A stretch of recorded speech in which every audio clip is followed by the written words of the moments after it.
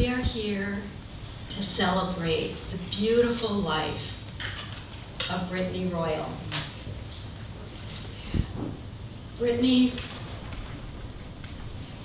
found joy in the sacred qualities of life.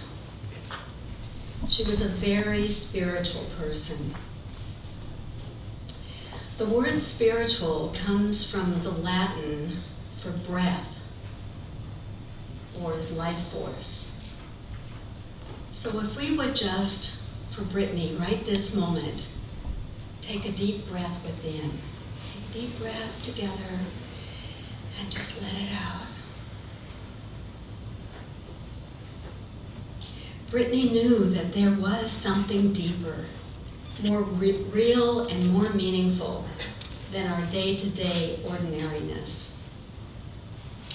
She had a glimpse of reality that was so much more real, and she lived it in each moment. She knew that this spiritual dimension exists both within and outside of us, in each person, animal, plant, in the air and water, without time, timelessness. She did not follow religious dogma so much as she followed the path of an unseen mystery, which created a tender, respectful ambiance within her. She knew that there was only one religion, and that was love. She studied yoga so she could bring spirituality more deeply into her body, mind, and spirit. She lived and breathed the mysteries of life. And now, she exists in another dimension, what we call death. She was not alone in her journey into this dimension. She had a spark of light within her, an angel known as the child she was carrying. This child journeyed with her and is with her now. Soul companions. There are many studies that strongly support that our life does not end with death. Here, Brittany continues to live in the hearts and memories of every person she has known and to whom she had an effect. Let us pray. We hold in our hearts our beloved Brittany. We know that she has become the love that she gave. We return this love to her as we celebrate her life today and embrace the preciousness of her unborn child. Together, they live on and on. For this, we are eternally grateful and comforted. Amen. Amen. So I invite Brother Sky to give the eulogy now. Sky.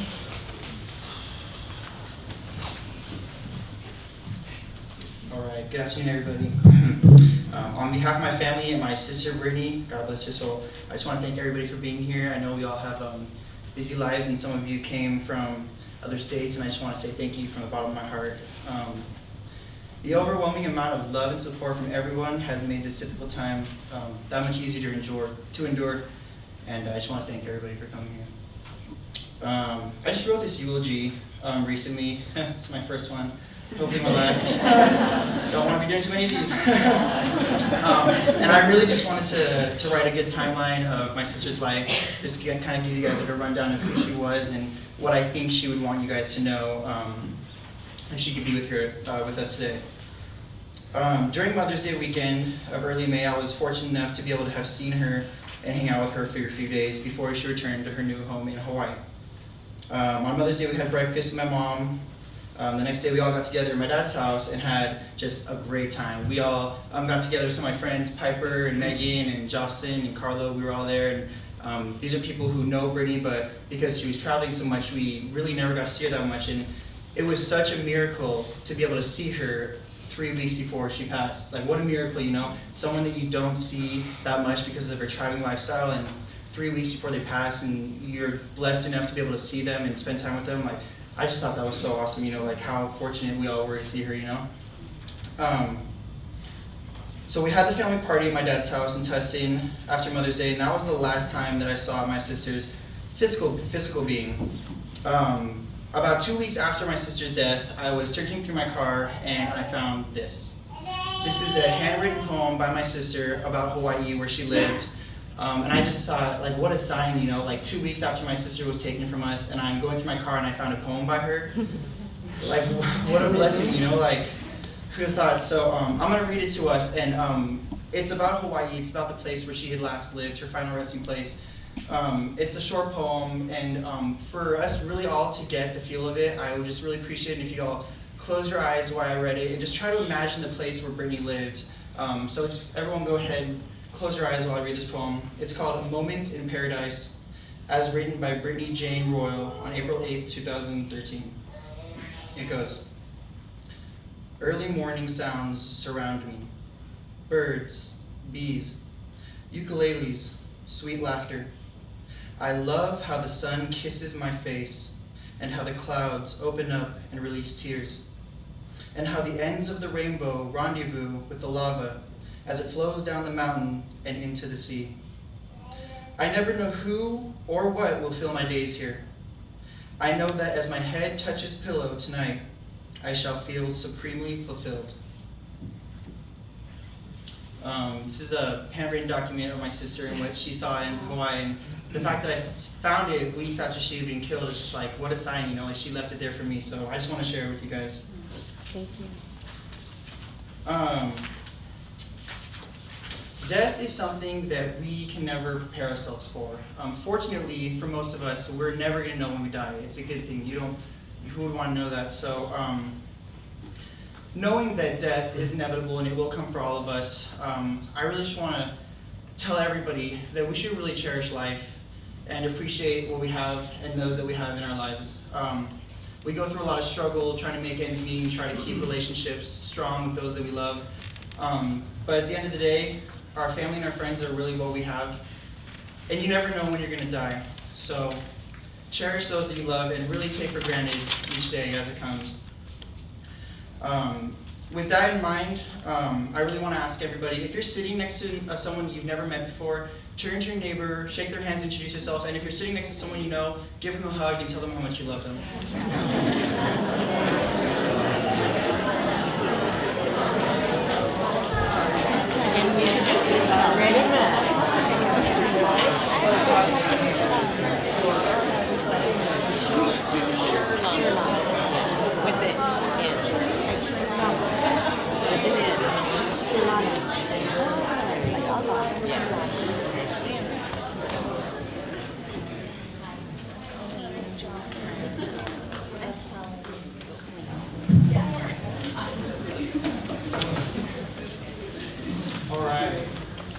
Brittany Jane Royal was born Thanksgiving Day, November 26, 1987, and boy was everyone thankful. Born to her mother, Julianne Spahn, Brittany was a gleaming ray of happiness and joy, eagerly waiting to see the world. Around 8 months of age, Brittany met for her first time her wonderful father, Ted Royal. From that point on, Ted, Julie, and Brittany were family, and in 1995, Ted officially adopted Brittany in a courthouse in San Diego. He describes it as one of the happiest days of his life. In 1991, I became Brittany's first younger brother, and in 94, the circle was completed with the birth of Zach, our youngest brother. Brittany had always been a sharp and intelligent young girl. My mom recently remarked that Brittany was almost too smart for her own good. My mom said to me recently that if Brittany was told her bedtime was at 8:30, she wouldn't go to bed without fighting for 9:30. I guess our parents joked that she would someday grow up to be a lawyer. As a young child, she was full of enthusiasm, curiosity, and kindness. My mom recalled Brittany's younger days at Blaisdell Park in Claremont, where we all grew up.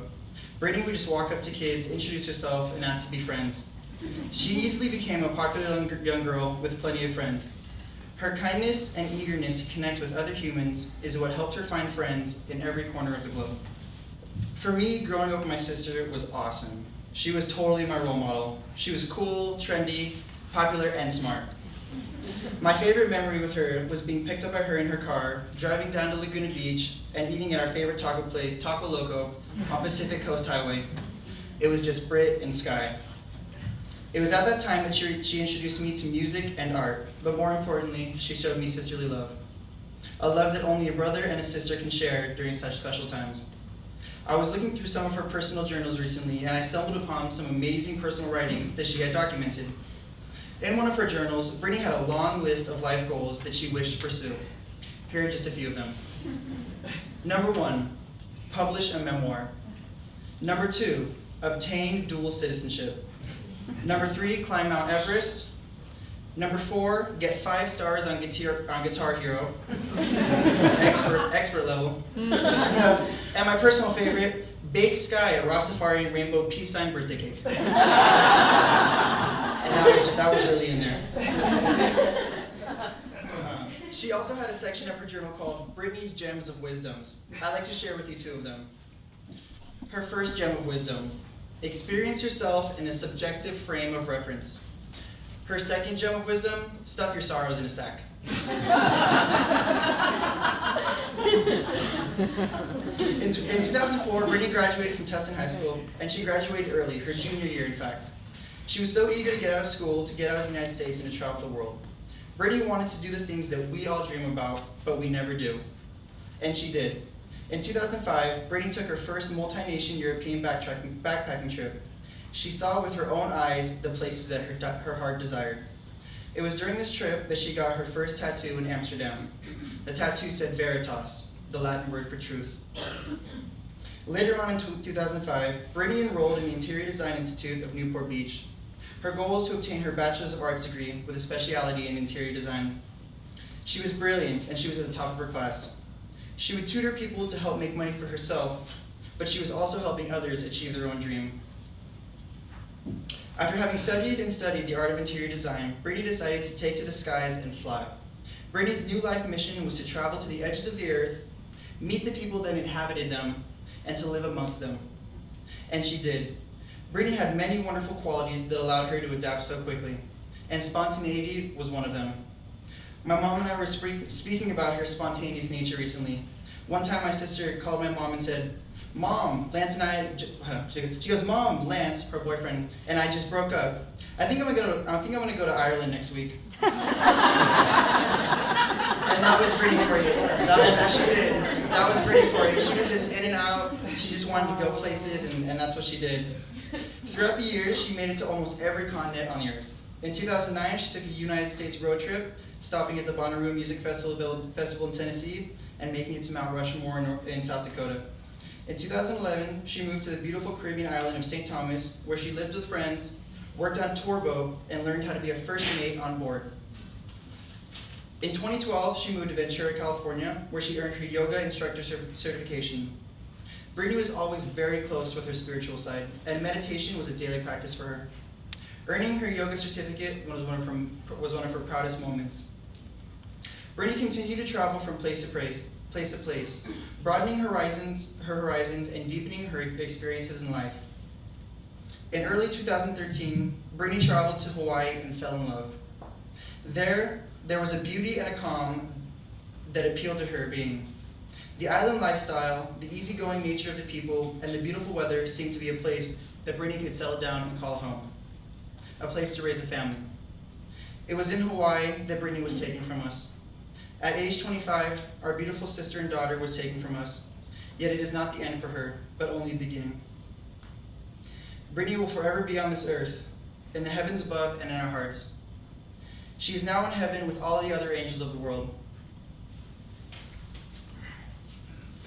One of my best friends, Whitney Gaines, third row right there, looking all beautiful and bawling her eyes out.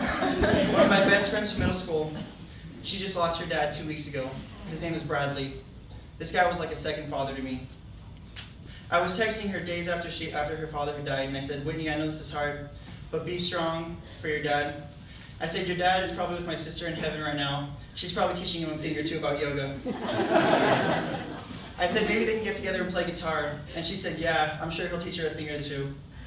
I just started bawling my eyes out. I thought that was really cute. I love you, Whit. Here's the rest of this. I think that if Brittany could speak to us now, she would tell us all a few things. She would say, hey, don't worry about a thing, because every little thing is going to be all right. She would say, cheer up, Mom. Rejoice and be happy for me. Turn your frown upside down and share your smile with the world. She would look us all in the eye, give us that gentle, beautiful smile, and say, be happy. Live life to the fullest and stay positive. She would say, fill yourself with peace and share your love with the world. I love you, Britt.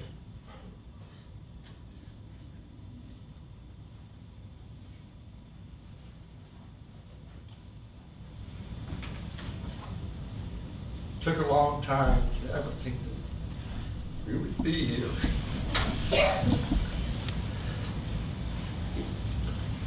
I welcome all of you, and I'm so proud that Brittany can be remembered by so many people. We're here today to celebrate the life of Brittany Jane Royal. Like Skylar said, our butterball. She was born on Thanksgiving, and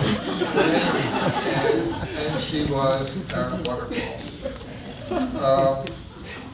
Brittany Jane was an effervescent person who, for no other reason, was known for her infectious smile. And if you've seen the slideshow that was here, her smile is so evident. I mean, every picture that you see is just a wonderful, broad, meaningful smile that just affected everybody around her. She had an outgoing personality that led her to various excursions to Europe, the Caribbean, the Far East, and finally to the island of Hawaii. Her hesitant to question her desires, we would always secure in knowing that she was a self-reliant person who knew how to persevere in her dreams.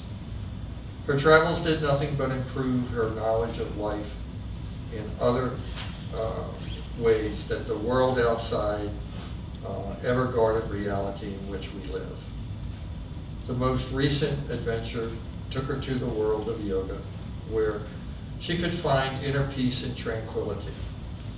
While we mourn her for being taken from us, I am sure she is with us all, and we wish that we all have the inner peace that she has attained in her nirvana and in her happily looking down on us from a much higher plane. We learned of her latest adventure to the islands of Hawaii. There was no reticence on our part that she would be an organic farmer that she set out to be. She envisioned what was in her way of knowing that she would never achieve that goal. Brittany Jane had a smile on her face, and rare was the time that that smile did not reflect her attitude. Happy, cheerful, full of life, we always remember her as she lived. She's looking down on us today.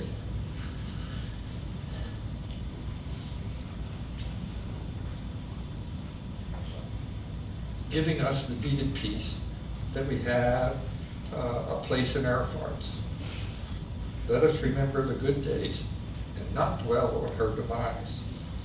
We know that she was complete, wholesome individual who lived life to the fullest. Let nothing detract from that. Brittany, always in our hearts, forever in our thoughts.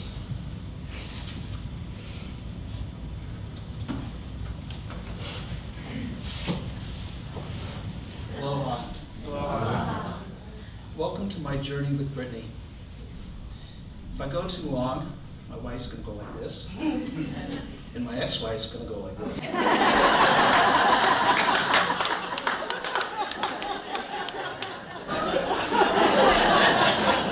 I'm so lucky.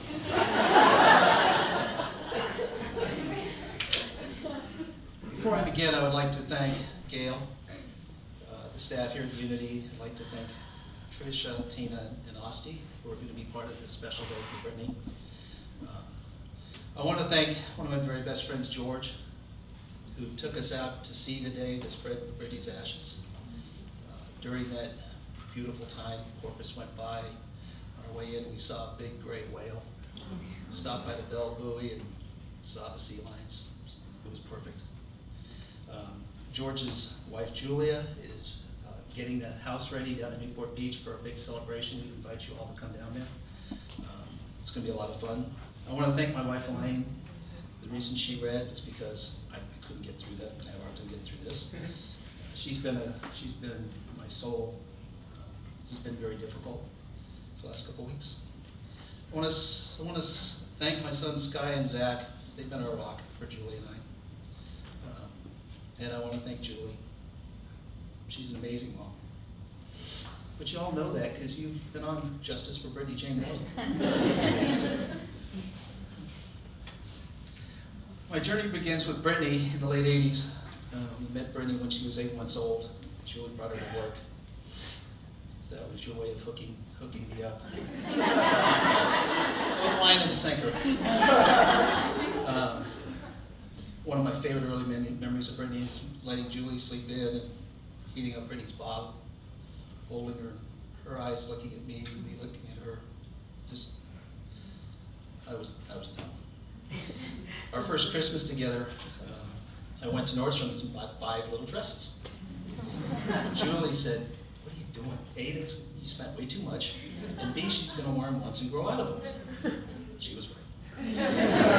So part of my journey was learning how to be a dad.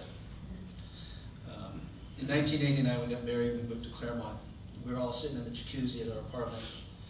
Brittany looked up into a window and saw a cat in the window. She goes, "Mom, Dad, can we get a kitty?"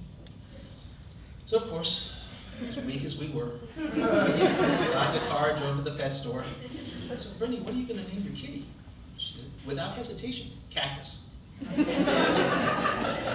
Cactus, okay? A little while later, Skylar was born. And Julie and I think it was a church silent auction, we got this little wedding dress. Because one of the things her parents had said and my parents had said is, you know, when you introduce Brittany to the baby, you know, we don't want her to feel left out. And so that was Skylar's first present to Brittany's, first present to her baby brother. And then a few years later, Zach came along. And we had a pool in Ontario and it was gated, thank God. Zach didn't know how to swim, he barely knew how to walk. But whenever we went swimming, we'd have to get in there quick because Zach would just immediately run and jump in the pool. So Brittany called him Bonsai Banana. And he was Bonsai Banana for quite a while. The day I adopted Brittany was one of the best days of my life. I think it was during the OJ trial, Judge Ito in the black robe was on TV all the time. She didn't know all about that, but she just kept seeing a judge on TV in the black. So we get to the courthouse, and I didn't really know what to expect. You know, are we going to have a bunch of soon-to-be convicted felons behind us while we're doing this? Well, the judge took us to his judge's chambers, and I remember Brittany sitting on his lap while he was explaining to her, you know, what the adoption is and what it means, and how I'm a part of that. And I just remember she thought that was so cool.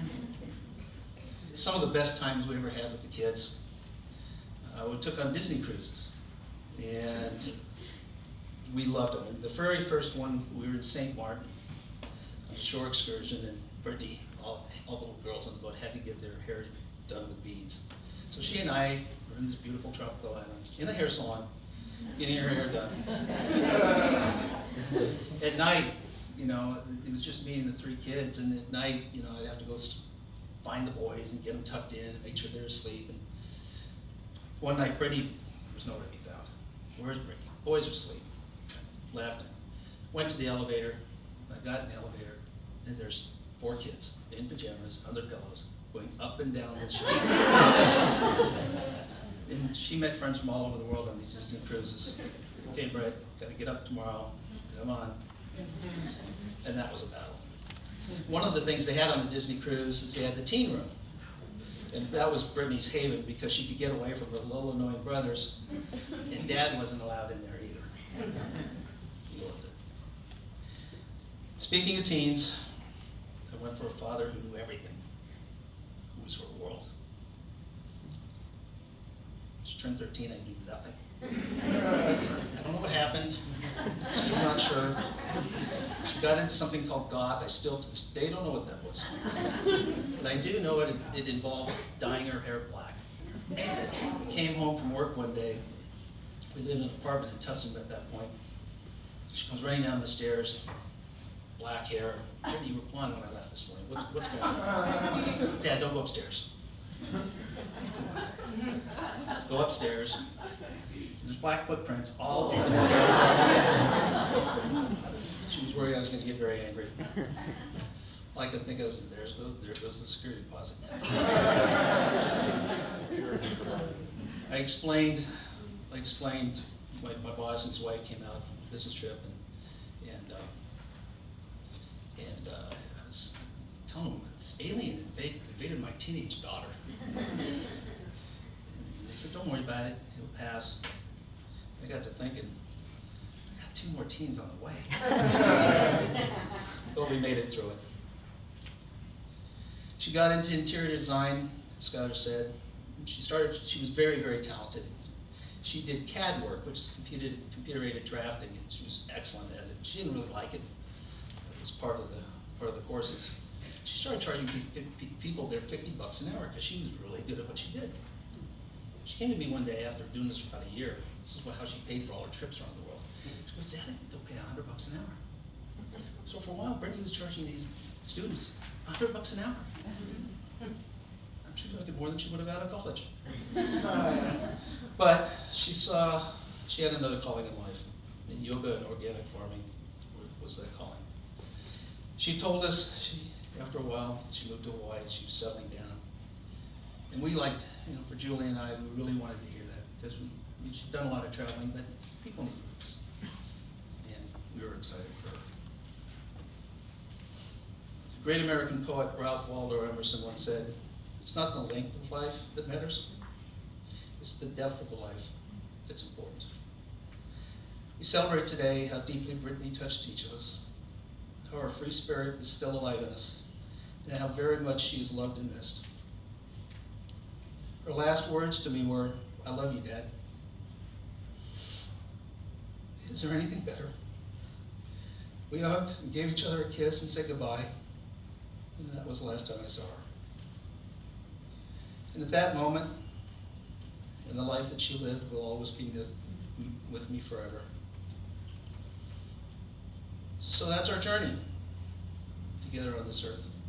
I look forward to renewing our journey one day in heaven. I love you too, Brittany.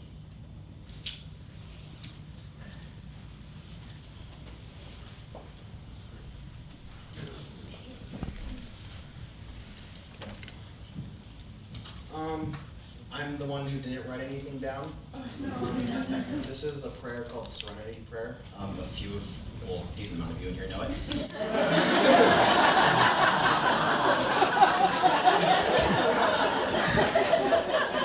It's a prayer that's mainly used in Alcoholics Anonymous. It's an amazing prayer because it's just absolutely true. It goes, God, grant me the serenity to accept the things I cannot change, the courage to change the things I can, and the wisdom to know the difference. I want to start by saying thanks for everybody that showed up. Me and my whole family have gotten an overwhelming amount of support from, I mean, people I'd never even knew. You know, my sister, she went around to so many places in this world, and it was so hard to like really know what she was doing. And you know, you never really knew where she was. I mean, I never got the call. I mean, it was always my mom or my dad. I mean, mostly my mom. So I mean, every once in a while, my mom would be, oh, okay, well, she's in Ireland, or God knows, I don't even know where she went. And you know, I always wondered, well, who's she going out there with? Like, what is she doing out there? Like, what friends is she meeting? And at one point, she was living in Ventura, and thankfully, these guys did their candle lighting ceremony over at their yoga resting place, and I got the chance to go down there with one of my brothers and my friend, Tanner, and it was so amazing to see the group of people that she hung out with for however long she was down there, and I never got that. I never once was able to see her friends, because I mean, when she was in high school, I was too young. I never thought about it. And it was just so amazing to see the people that she was with and the amount of love that they had for her. And it kind of dawned on me just to know that my sister was in tons of different countries, and she probably did that to every single person she came in contact with. The fact that one person can truly make a difference in somebody's life, you know? And the fact that she was willing to, you know, knowing that she was afraid to go out to these places, but still, screw it, let's go. You know, she was full-blown for it. And she did whatever she wanted to do, and a lot of people didn't really respect that, or not respect it, but they didn't think it was the right thing to do. But she's gonna do what she wants to do, and that's what I can just, I don't even know what to say about it. I mean, 99% of people here will never do that, you know. She visited more places in 25 years than I probably ever will. And she was just an amazing person, to say the least. And I miss her so much. And to end it off, I remember the last thing she said to me. Same thing with Dad. You know, we're over at my dad's barbecue that he threw for us, and it's just starting to, you know, everybody was kind of getting sleepy and all wanted to head home. And you know, I gave her a big hug as much as I could, because I knew she'd be flying out the next day.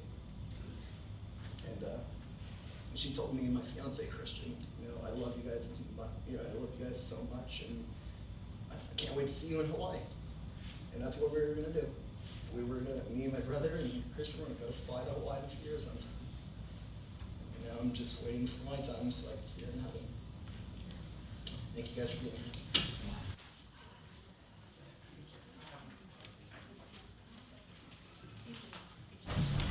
Hi, I'm Trisha. I'm Tina, and we had the lovely pleasure of getting to spend all of last summer with Beige as we know her. That's forever in my heart. That's what she'll always be. I'm nervous. Yeah, I can imagine. I just want to say that I'm really overwhelmed by this whole gathering. That there are so many people here who knew Beige, knew Brittany, in such a, I don't know, a heartful way, and that's how I experienced her. At the studio that I own in Ventura, where Beige completed her yoga certification, it's like, I don't know, I wish I could have cloned someone like her, you know, to come, you know, and populate all the programs that we run at Yoga Jones, my studio. But she was like, someone had plugged her into 100 volts of something. She came in and, like a whirlwind, enlivened every event that she participated in at the studio with that smile and with that heart that she had. I remember you now, Julie. You came when we graduated, and that was the first program we ran at Yoga Jones. And she would be out on the patio singing, and she would just pick up her guitar and sing during lunch break. And it was like so lovely to have her there. So we'll kind of go at like a regular pace as we chant Om Shri Ganapataye Svaha. And then the last one I'll do really slow so you'll know it's the last one. And then after that really slow one, we'll chant Om Shanti Shanti. Shanti means peace. Peace, peace, peace for all of us. Okay. We're ready. So just join in when you feel comfortable, okay? You don't have to do it, just join in if you'd like to. Om Shri Ganapataye Svaha. Om Shri Ganapataye Svaha. Om Shri Ganapataye Svaha. Om Shri Ganapataye Svaha. Om Shanti, Shanti, Shanti.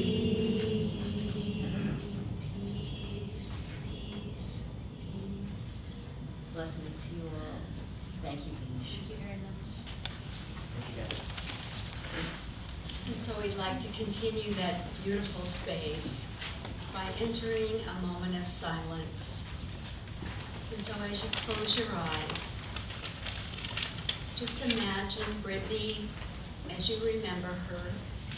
This is a prayer to her. Every time you remember her, you send her loving energy, and that gives her strength. Your light meeting with her light. And this is also a gift to you. A gift that you can carry her image, her beauty, her love within you at any moment and any time, whenever you miss her.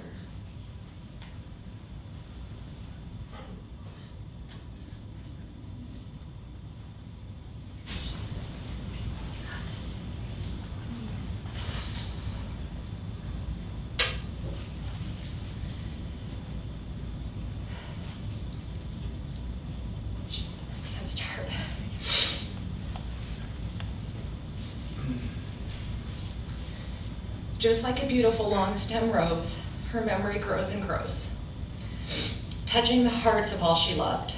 And like the fragrance of that same rose, her love so sweet still flows and flows, filling your lives with a warmth that shows she's there. So like a forever blooming rose, the beauty she shared eternally glows. For deep in your hearts, each of us knows she lives. Don't mourn for me because I'm gone.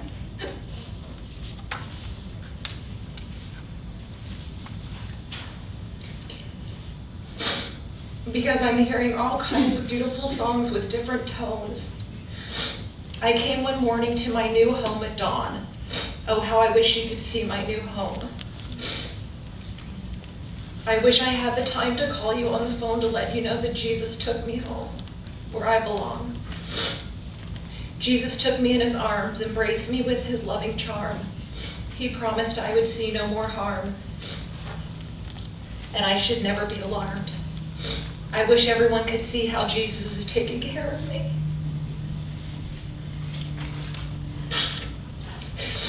The angels are taking me over the golden street to see my Father that I will meet. Oh, what a beautiful treat, for everyone is bowing at Jesus' feet. Oh, what joy it is for me, for God to give me that sight to see.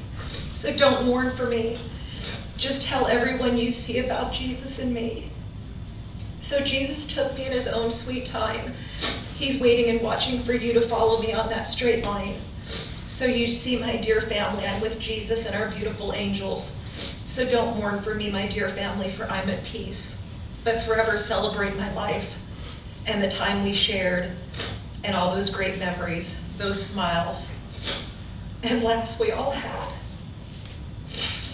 Until we meet again, someday tell everyone I'm home and safe with Jesus and the angels in his beautiful home, heaven.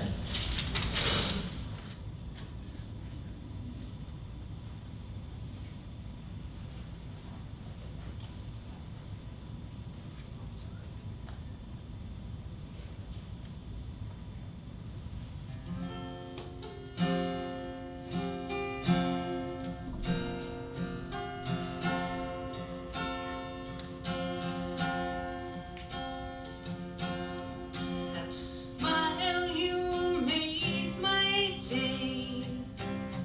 That style, no words to say. There was only one you. Now I'm wondering what I should do. 'Cause your path took you away. But we still had words to say. You are not really gone. So much of you still will live on, and I see you in your brother's eyes, in the teardrops that your parents cried. You are not really gone. So much of you still will live on as we walk, reaching for that day when we won't meet again. I pray your smile will live in my heart. Together we are apart.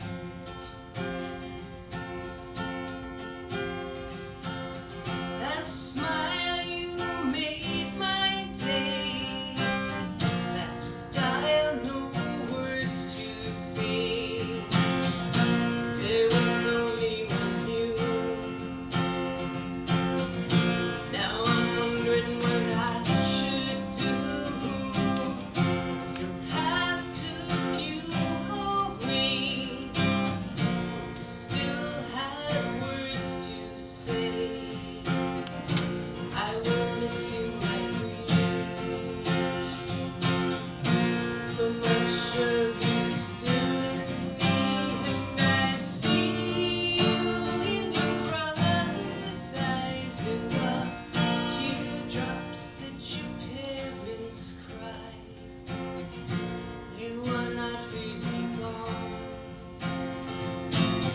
So much of you still will live on as we walk, reaching for that day when we all meet again. I pray that keep it for your heart.